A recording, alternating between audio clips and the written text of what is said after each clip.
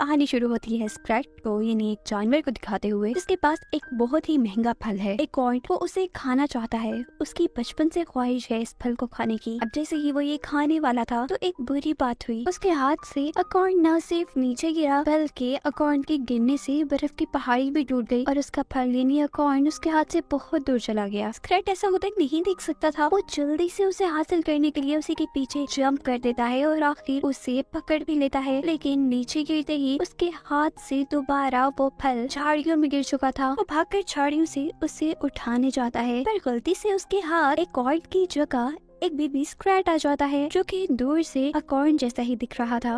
अब उसका मूड खराब हो गया है देखकर। वो बेबी स्क्रैच को यहाँ छोड़कर जाने ही वाला है कि तभी बेबी स्क्रैच उसका हाथ पकड़ लेता है और वो तो रोने लगा है। वो रोते हुए स्क्रैच को ये बताना चाह रहा है कि वो इस दुनिया में बहुत अकेला है। अगर स्क्रैच उसकी जिंदगी में आ ही गया है तो वो उसे छोड़कर ना जाए। वो इस बेबी स्क्रैच को अपने साथ रखते ले, लेकिन उसके दिमाग में चल रहा है कि अगर वो बेबी स्क्रैच को अपने साथ रखेगा तो उसे अपना फल भी बेबी स्क्रैच के साथ शेयर करना पड़ेगा। ऐसा नहीं था। उसका तो सपना है इस फल को खाने का, वो भी अकेले। बेबी स्क्रैच के हाथ स्क्रैच का गिरा हुआ एकॉर्न लग गया था। इससे पहले वो उसे खा चाहता। स्क्रैच जल्दी से बेबी स्क्रैच के हाथ से वो लेने के लिए जाता है और उससे वो छीनकर बहुत ही ज्यादा खुश हो जाता है। फाइनली अब वो ये खाने वाला था। बहुत खुशी हो रही थी उसे, लेकिन तभी एकॉर्न दोबारा उसके हाथ से गिरता है और चट्टान एक और बार टूट जाती है। वो तो चट्टान से नीचे गिर जाता है और एकॉर्न लग जाता है बेबी स्क्रैच के हाथ। है काफी टाइम बाद जैसे तैसे कोशिश करके वो पहाड़ी से ऊपर आता है तो अब बेबी स्क्रैच एकॉर्न अपने हाथ में लिए सो रहा था। वो चुपके से उसके हाथ से वो चोरी ही करने वाला था तो ऊपर देखता है कि उसके हाथ से एकॉर्न चोरी करते ही बर्फ की पहाड़ी टूटने लगी थी। वो जल्दी से बेबी स्क्रैच को एकॉर्न वापस करता है। पहाड़ टूटना बंद हो जाता है। ये काम उसने बाहर बार करके देखा था। अजीब था, जब जब एकॉर्न उसके पास आ रहा था तब तब वो पहाड़ टूटने लगता था। बेबी स्क्रैच भी अब जाग चुका था। अब स्क्रैच के फल खाना चाहता है। उसे कहता है कि अगर तुम मुझे खुश करो और मैं तुमसे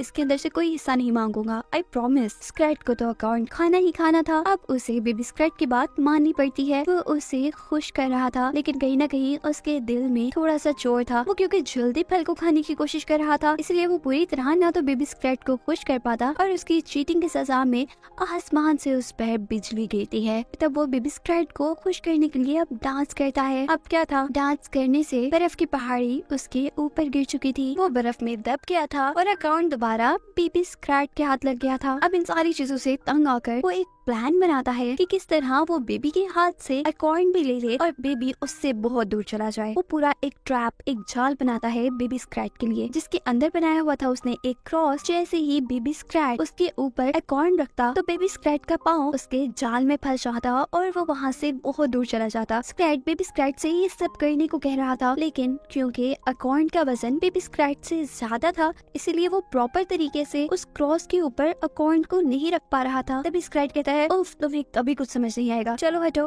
मैं तुम्हें करके दिखाता हूँ कि तुमने असल में इसे करना कैसे है। और जैसे ही उसने बेबी स्क्रैच के हाथ से एकॉर्न लेकर क्रॉस पे रखा था तो अब वो अपने जाल में खुद ही फंस चुका था। वो जाल, वो रस्सी जो कि बेबी स्क्रैच के लिए थी, वही रस्सी उसे उठाकर कभी पहाड़ों पर, कभी पानी पर और कभी आके लावा में फेंकती है। पर सबसे मजेदार की बात तो ये है कि स्क्रैच को इन सारी चीजों से कुछ भी नहीं हुआ, इवन चोट तक नहीं लगी और वो दोबारा बेबी स्क्रैच के पास अपना एकॉर्न लेने के लिए आ गया है। बेबी स्क्रैच आगे था तो स्क्रैच उसे पकड़ने के लिए पीछे पीछे। इस सब में उनके हाथ से एकॉर्न गिर जाता है एक गार में जो कि बर्फ का बना हुआ था। वहाँ उन्हें अपना अपना रिफ्लेक्शन नजर आ रहा था। जिन्हें वो बर्फ में अपने आप को ही देख रहे थे। जो रिफ्लेक्शन स्क्रैच से एकॉर्न छीन लेता है और उस एकॉर्न को वापस लेने के लिए बेबी स्क्रैच का रिफ्लेक्शन भी लड़ने लगा था। अब असल स्क्रैच या बेबी स्क्रैच तो नहीं, उनके रिफ्लेक्शन ही आपस में लड़ रहे थे, जिससे कि वो केव, वो गुफा टूटने वाली थी। स्क्रैच ये देखते हुए अपनी जान बचाकर बाहर आ जाता है, लेकिन बाहर आने पर उसे याद आया था कि वो बेबी स्क्रैच को तो अंदर ही छोड़ आया। ओहो,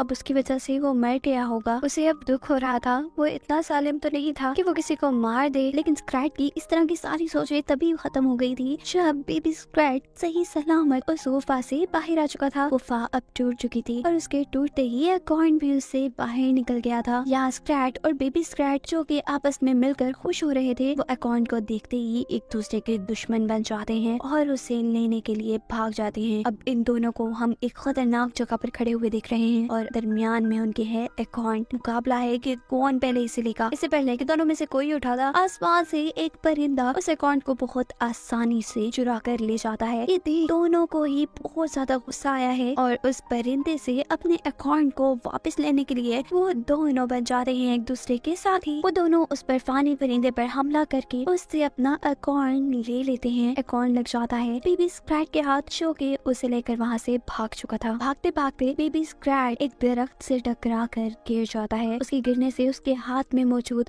अकाउंट वोल्केनो के अंदर गिर चुका था, यानी आग के अंदर गिर चुका था। अकाउंट अब खत्म हो चुका था, उसकी डेथ हो गई थी उनकी आंखों के सामने। बहुत दुखी थे वो दोनों। बेबी स्क्रैट जल्दी से जाकर आग में देखता है तो उससे अपना अकाउंट नहीं मिलता। अब हम देख रहे थे कि स्क्रैट और बेबी स्क्रैट एक दूसरे के साथ अच्छे से रहने लगे थे, क्योंकि उन दोनों में दुश्मनी ही उस अकाउंट को लेकर थी, जो कि अब खत्म हो चुका था। वक्त गुजरते गुजरते वो बहुत अच्छे दोस्त बन चुके हैं। उन्हें एक दूसरे से बहुत ज्यादा प्यार हो चुका है। लेकिन अब स्क्रैट बूढ़ा हो चुका है, जबकि वो बेबी स्क्रैट जवान। स्क्रैट की आज मौत हो गई है और उसके अंदर से निकली हुई सोल अब हेवन की तरफ जा रही है। रास्ते में वो एक चट्टान के ऊपर एक प्लान देखती है। ये किसी और नहीं बल्कि बेबी स्क्रैट का बनाया हुआ प्लान था, जिसमें बना था कि जैसे ही स्क्रैट मर जाएगा तो वो बेबी स्क्रैट अकाउंट को अकेला ही खा लेगा। यानी जो बात सबके दिमाग में चल रही है वही बात है। असल में अकाउंट खत्म नहीं हुआ था, ना ही जला था, वो तो बेबी स्क्रैट ने कहीं छुपा लिया था। यहाँ जब बेबी स्क्रैट के मरने के बाद उस अकाउंट को खाने वाला था, स्क्रैट की रूह जल्दी से अपनी बॉडी के अंदर वापस आ जाती है, क्योंकि वो अपना अकाउंट